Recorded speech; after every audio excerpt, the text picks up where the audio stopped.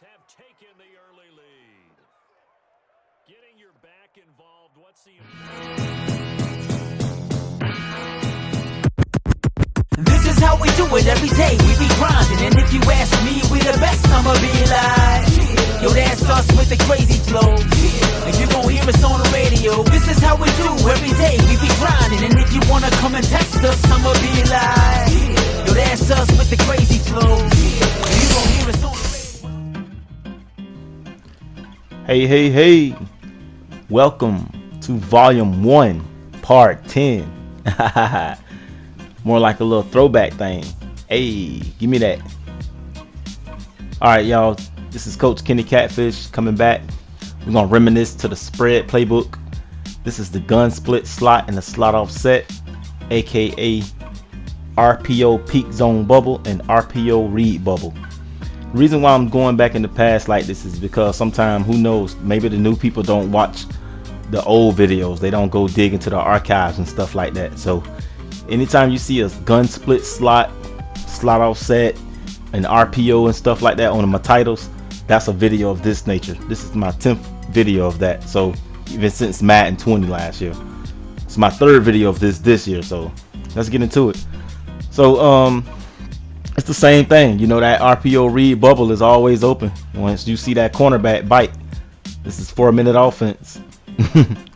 And I'm just getting back into the spread playbook. I've been in Carolina Panthers all year long, so I just decided, I went on like a little losing streak, and then I decided to switch it up, so I ain't want to overcomplicate myself. So here we go, and it's working pretty good, like a charm. In a nutshell, I'll tell you the audibles. We have the ability to hand the ball off to any guy, any running back, have a halfback sweep week, and we have a read option. That will enable you to hand the ball off to any running back in case you don't want to do the auto motions. Then we have the other guys auto motion and coming left and right with the swing. As you can see, I can swing left or swing right. So go watch the video. It's in the beginning of this year if you haven't seen it, for the audibles. It has Lamar Jackson on the cover, and you'll see all the nuts and bolts, like I usually say to that part, with the audibles and stuff. So yeah, the primary focal point is to get this user, is to manipulate the user, you know, to keep him guessing, keep him off his toes. We always want him to make the decision first, make the mistake first, and then we just hit him over the top. Like, he's chasing this swing route. As you can see, he's on Lynch, never even looked up top of the field, and look at that there. We get Elderman right on top of the head. So it's like one of those cat and mouse things where we just bait them up. We keep throwing the bait at them, and then we just hit them and put them in the trick bag. Nice little weekend league game coming up. Yeah, this is my first time running this offense in a couple of months, and this like the one that I've really mastered right here.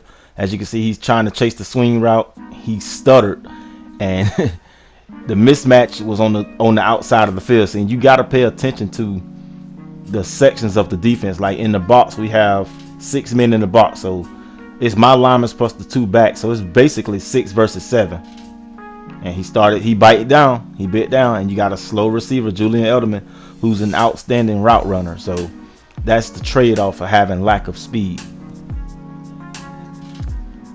This is a high octane offense, especially if you have identifier. You're able to point where the user is. It also has a screen in here. I think that's pretty cool. Look, he can't even stick to his own principles because we're dictating. Woo, heavy hitter. Let's go. 3 passes, 100 yards. You can't beat that. Yeah, so this is my first time running this offense in a few months. But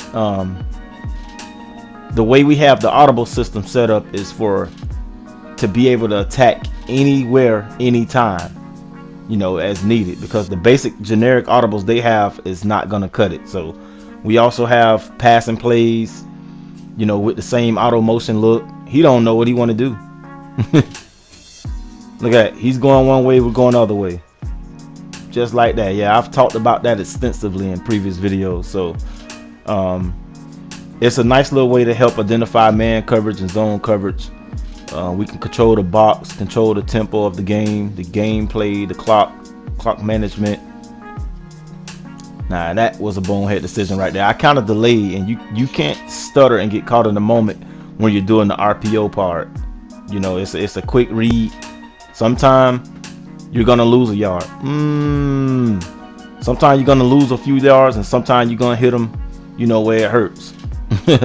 But it's all you just gotta stick to the core fundamentals of the offense, and the principle of it is to catch him off guard. You know, go where he ain't at. Look at that in slow motion. He bit down, the cornerbacks bit down, and we took advantage of it. Now, you got to make sure you don't come out doing the same play over and over and over and over.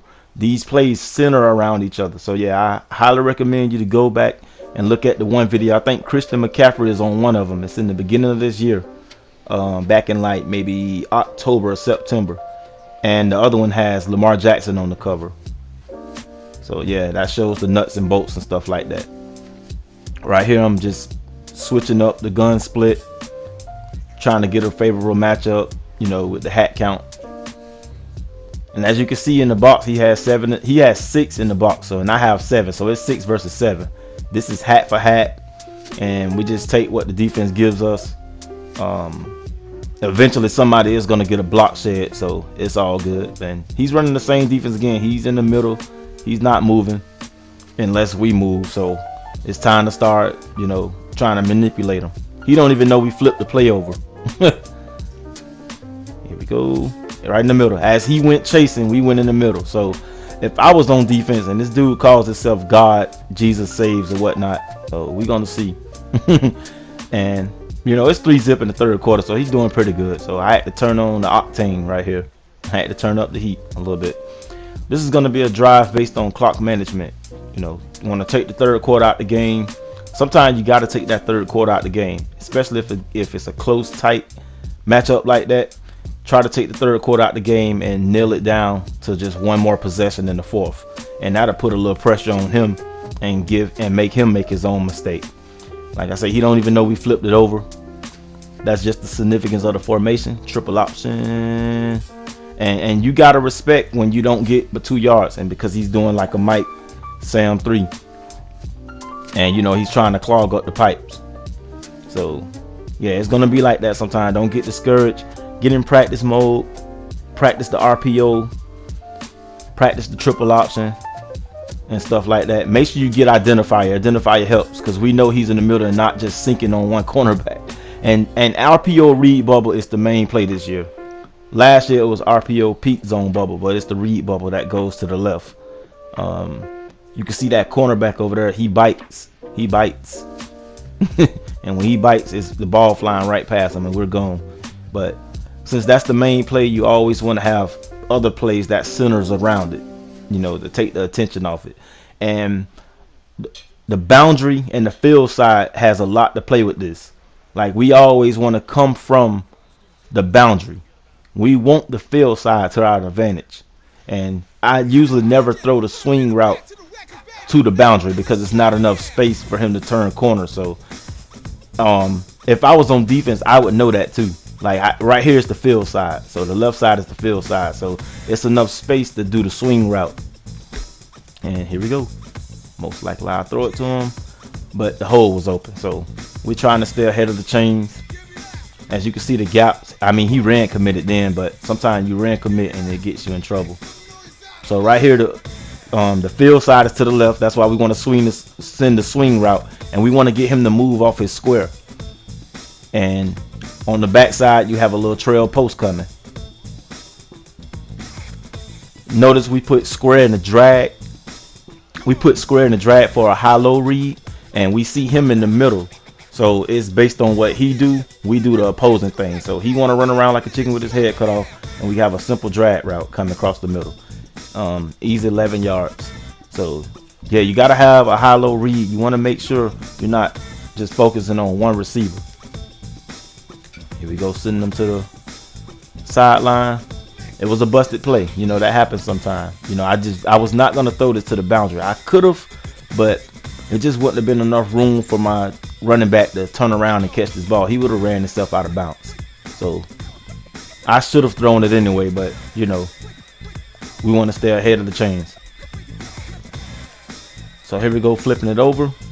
I see the mismatch, the hat count on the right side between the right guard and the center.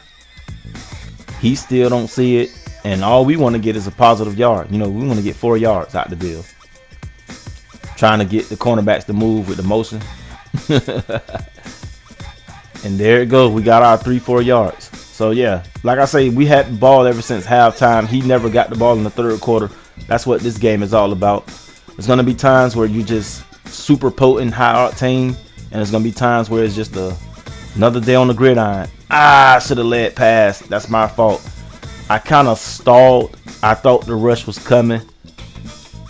Yeah, they did a good job with smothering Elderman. Like, he don't have the breakaway speed. He rely on route technician. And it's my fault. I didn't throw the ball. I didn't wait. Should have just let him get a little bit of room to break. But yeah, that's the PA motion double post.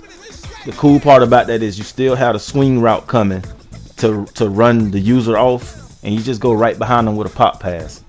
Usually I throw that drag route underneath. So as you can see, route technician is needed. So watch this. We have a dig route coming right behind that inside post, and that is the answer. So yeah, we're running a post on the middle just to take somebody out the middle, out the hook zone, followed by a square end, something like a trail concept. And that's my own little created concept. You guys can steal that. And we're getting down to the nitty gritty. This is how that thing go. RPO read bubble. This is Coach Kenny Catfish. If you guys want to put something in the comment, anything that'll be helpful to the scheme, that is much needed and appreciated. I'll see you guys in the next one.